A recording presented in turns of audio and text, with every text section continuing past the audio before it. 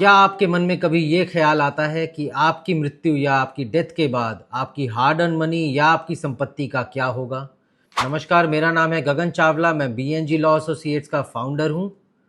आज हम जानेंगे कि विल क्या होती है और उसे बनाना क्यों ज़रूरी है। सबसे पहले हमें ये जानना बहुत ज़रूरी है कि विल यानी वसीयत होती क्या है। आप अगर अपनी प्रॉपर्टी या अपनी संपत्ति, आपकी हार्ड अर्न मनी को अपनी मृत्यु के बाद, अपनी डेथ के बाद किसी एक व्यक्ति को देकर जाना चाहते हैं तो आपके लिए विल बनाना बहुत ज़रूरी है। विल के अंदर आप ये लिखते हैं कि आपकी प्रॉपर्टी का, आपके पैसे का आपकी डेथ के बाद क्या होगा। जैसे कि आपकी वाइफ और मान लीजिए आपके 2 बच्चे हैं। आप चाहते हैं कि आपकी वाइफ को आपकी प्रॉपर्टी का 50% शेयर मिले और बच्चों को 25-25। तो ये आपको इसके रिगार्डिंग एक विल बनानी पड़ेगी, क्योंकि अगर आप विल नहीं बनाते तो वो एज पर सक्सेशन एक्ट सबका इक्वल राइट होगा।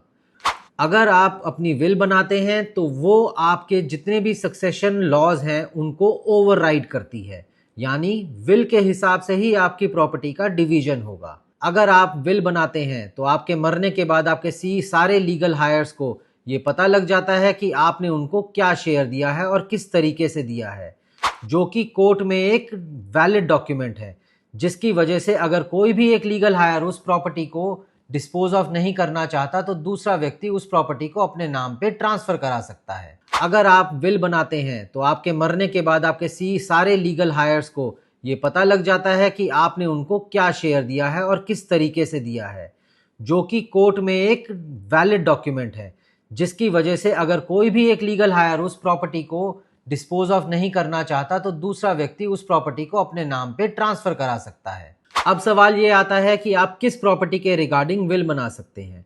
याद रखिए, विल आप सिर्फ उसी प्रॉपर्टी के रिगार्डिंग बना सकते हैं जो कि आपकी सेल्फ एक्वायर्ड है। जो प्रॉपर्टी आपकी एंसेस्ट्रल प्रॉपर्टी है, आप उसके रिगार्डिंग कोई विल नहीं बना सकते, क्योंकि उस पे आपके सक्सेशन लॉज एप्लीकेबल होंगे। सिर्फ वही चीज जो आपने अपने जीवन में खुद कमाई है, आप उसको अपनी मर्जी से किसी को भी देके जा सकते हैं। साथ ही साथ आप विल में अगर अपने किसी भी लीगल हायर को कुछ देना भी नहीं चाहते, किसी थर्ड पर्सन को देना चाहते हैं, तो वो भी वैलिड है। आप उस विल में ये भी चीज का प्रोविजन कर सकते हैं। अब हम ये जानते हैं कि विल बना कौन सकता है। कोई भी व्यक्ति जिसके पास प्रॉपर्टी है, सेल्फ एक्वायर्ड प्रॉपर्टी है, जो 18 साल से ऊपर है और साउंड माइंड का है, यानी अपने डिसीजन खुद लेने की कैपेबिलिटी रखता है, वो विल एग्जीक्यूट कर सकता है, वो विल बना सकता है। अगर कोई व्यक्ति 18 साल से नीचे है या अनसाउंड माइंड का है तो वो विल नहीं बना सकता। अब हम ये जानते हैं कि विल बनती कैसे है। विल को बनाने के लिए सबसे पहले आपको 2 विटनेसेस की ज़रूरत है। आप विल के अंदर जो भी अपनी प्रॉपर्टी को जिस भी तरीके से अपनी डेथ के बाद बाइफरकेट डिवीजन करना चाहते हैं वो आप उस विल में लिखेंगे। आपके साथ उस विल में 2 विटनेसेस के साइन होंगे। याद रखिए, ये विटनेस बहुत ज़रूरी हैं, क्योंकि आपकी डेथ के बाद ही ये विल पिक्चर में आएगी और इन विटनेसेस का आपकी डेथ के बाद बहुत मेजर रोल हो जाता है। जो बेनिफिशियरी है विल का, उसका विल बनाने के प्रोसेस में कोई योगदान नहीं होना चाहिए। इस पे सुप्रीम कोर्ट की जजमेंट्स भी हैं। उसके बाद ये जो दोनों विटनेसेस होंगे विल में, वो 18 साल से ऊपर होने चाहिए, वो भी साउंड माइंड के होने चाहिए, और वो आपकी प्रेजेंस में और आप उनकी प्रेजेंस में विल पे साइन करेंगे। यानी आप दोनों एक दूसरे को विल पे साइन करते हुए देखेंगे, आमने सामने करेंगे। याद रखिए, ये विटनेसेस भी जो हैं, कोशिश करिए ये बेनिफिशियरी के नोन में ना हो, ये आपके रिलेशन या आपके नोन में ज़्यादा हो तो ज़्यादा बेहतर है, क्योंकि अगर बेनिफिशियरी का कोई भी रोल विल की एग्जीक्यूशन में आता है तो ये एक डाउट क्रिएट करता है उस विल की वैलिडिटी पर। साथ ही साथ कोशिश करिए कि ये जो विटनेसेस हों वो कोई बहुत ज़्यादा एज के ना हो, क्योंकि आपकी डेथ के बाद ये विल पिक्चर में आएगी और तब तक अगर वो विटनेस भी इस दुनिया में नहीं रहे तो it would be problem for your beneficiaries. अब सवाल ये आता है कि विल बनाने के बाद जो प्रॉपर्टीज हैं उसके मालिकाना हक यानी उसकी ओनरशिप का क्या होगा। याद रखिए, ये जो विल है ये आपकी डेथ पे ही एग्जीक्यूशन में आएगी। आपकी डेथ तक आप ही उन सारी प्रॉपर्टीज के ओनर रहेंगे, वो सारी आपके पास ही रहेंगी। आप एक से ज़्यादा विल भी बना सकते हैं, पर जो आखिरी विल होगी वही वैलिड होगी।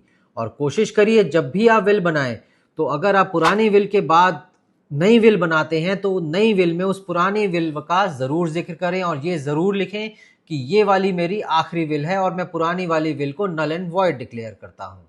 हमारे पास बहुत सारी क्वेरीज कई सारे लोगों से इस प्रकार की आती है कि क्या हम अपनी विल को रजिस्टर करवाएं या ना करवाएं। विल रजिस्टर हो या अनरजिस्टर्ड हो, दोनों ही तरीके से वैलिड है। विल को रजिस्टर कराना मैंडेटरी नहीं पर एडवाइजेबल जरूर है, क्योंकि जब आप विल को रजिस्टर करवाते हैं तो वो आपके लोकल सब रजिस्ट्रार के आगे रजिस्टर होती है, उसके भी साइन होते हैं, वहां पे आपकी और साथ ही साथ दोनों विटनेसेस की फोटोग्राफ भी ली जाती है, जो उस विल की ऑथेंटिसिटी को प्रूव करता है। साथ ही साथ ये बात भी ध्यान में रखिएगा, अगर आप एक से ज्यादा विल बनाते हैं कोई प्रॉब्लम नहीं, पर बहुत ज्यादा विल भी एक डाउट क्रिएट करती है कि जिस भी व्यक्ति के मन में आया वो आपको ले गया और एक विल एग्जीक्यूट कर दी। तो विल एक से ज्यादा भी हो सकती हैं, पर आखिरी वाली विल वैलिड होगी। बहुत ज्यादा नंबर ऑफ विल्स हो तो भी एक डाउट होता है। जब भी आप विल बनाएं, कोशिश करें कि आप अपने लीगल एडवाइजर, अपने एडवोकेट की सलाह से ही विल बनाएं, वही आपकी विल ड्राफ्ट करें, क्योंकि वही आपकी विल के बारे में सारी लीगैलिटीज के बारे में आपको बता सकते हैं और एज पर लॉ वो विल को ड्राफ्ट कर सकते हैं। वो आपकी इस पूरी विल की प्रोसेस को बनाने से लेके रजिस्टर कराने तक आपकी मदद कर सकते हैं, जिसकी वजह से बाद में यानी आपकी डेथ के बाद आपके लीगल हायर्स को, उस विल के बेनिफिशियरीज को कोई बहुत ज़्यादा मुश्किल नहीं आएगी। ऐसी ही और नॉलेजेबल वीडियोस के लिए हमारे साथ बने रहिए। नमस्कार।